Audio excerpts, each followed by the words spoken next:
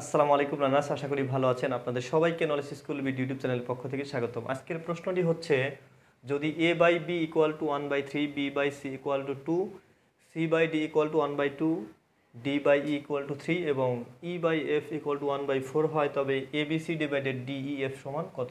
তো আমরা এই প্রশ্ন কিভাবে আমরা সমাধান করব সেটি দেখানোর চেষ্টা করব।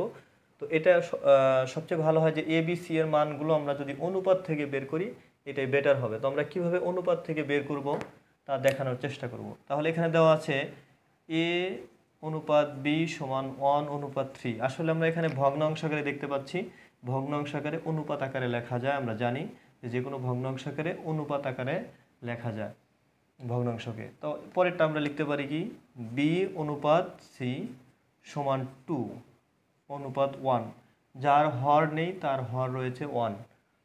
একইভাবে সি অনুপাত ডি সমান 1/2, ডি অনুপাত ই ইকুয়াল টু 3, এটারও হর নেই তাহলে হর রয়েছে 1, ই অনুপাত এফ ইকুয়াল টু 1/4। তো এইভাবে আমরা অনুপাতগুলো পাওয়ার পর এগুলোকে আমরা মেলানোর চেষ্টা করব। কীভাবে মিল করার চেষ্টা করব, আমি দেখুন এখানে কিন্তু ধারাবাহিকভাবে আমি লিখেছি যে এখানে বি এর সাথে বি এবং সি এর সাথে সি আমি মিল করতে পারলেই হয়ে যাবে। কেননা আমরা বি এর মান এখানে আছে 3, এখানে আছে বি এর মান 2, তাহলে তো দুই রকমের মান হয়ে গেল। তো আমাকে একরকম মান বানাইতে হবে, সেটা সি হোক আর ডি হোক। তো এই একরকম বানানোর জন্য আমরা কিছু সংখ্যা দ্বারা গুণ করব। তো সবচেয়ে সহজ হচ্ছে যে আমরা এটা মিল করার জন্য আমরা এটা দ্বারা উপরেরটাকে গুণ করবো আর উপরেরটা দ্বারা নিচেরটাকে গুণ করব। এটাই মিল করার সবচেয়ে সহজ উপায়। তো এই ক্ষেত্রে আমরা কি করব, নিচের যে 2 রয়েছে, এই কমন যেটা থাকবে আর কি, এই কমনের একটা দ্বারা নিচেরটা দ্বারা উপরেরটাকে গুণ দিব আর উপরেরটা দ্বারা নিচেরটাকে গুণ দিব।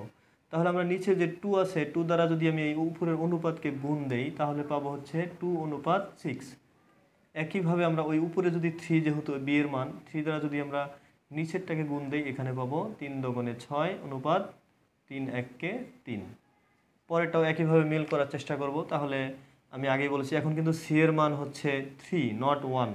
এখানে সি এর মান হচ্ছে 3, তার মানে আমরা এই 3 দ্বারা নিচেরটাকে গুণ দিব। তাহলে নিচেরটাকে যদি আমরা গুণ দেই তাহলে কত পাবো, 3/6 মিলে যাচ্ছে। একইভাবে আমরা এবার কি করব, এখানে কিন্তু 3 আর 3 মিলে গেল। এবার কিন্তু আমরা 6 দ্বারা এটাকে গুণ না করেই মিলাইতে হবে, কারণ এখানে যদি আমি গুণ করি তাহলে আবার এখানে চেঞ্জ হয়ে যাবে। তো সেই ক্ষেত্রে আমরা কি করব, উপরে এইটাকে আর কোনো কিছু দ্বারা গুণ করব না, কারণ এখানে যদি গুণ করি তাহলে তো 3 চেঞ্জ হয়ে যাবে, আর 3 চেঞ্জ হয়ে গেলে তো এটার সাথে মিলবে না, কারণ এখানে উপরে সি এর সাথে আবার এই সি মিলতে হবে।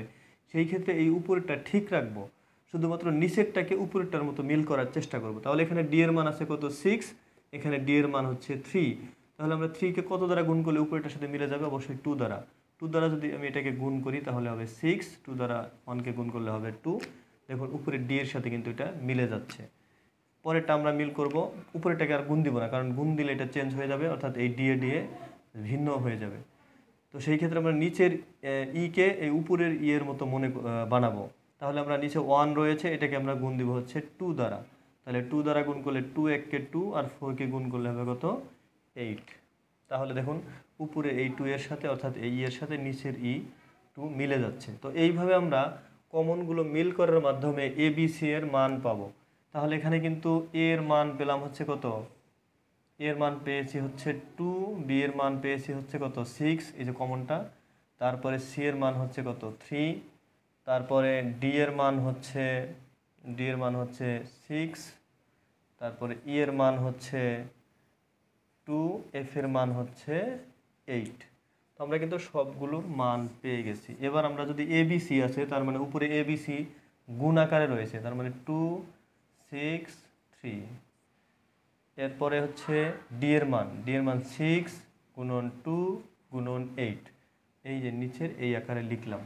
তো এবার এখানে কাটা যায়, তার মানে 3/8, অর্থাৎ এটার সঠিক উত্তর হবে 3/8। তো আশা করি বুঝতে পেরেছেন। সবাই ভালো থাকবেন, সুস্থ থাকবেন। আল্লাহ হাফেজ।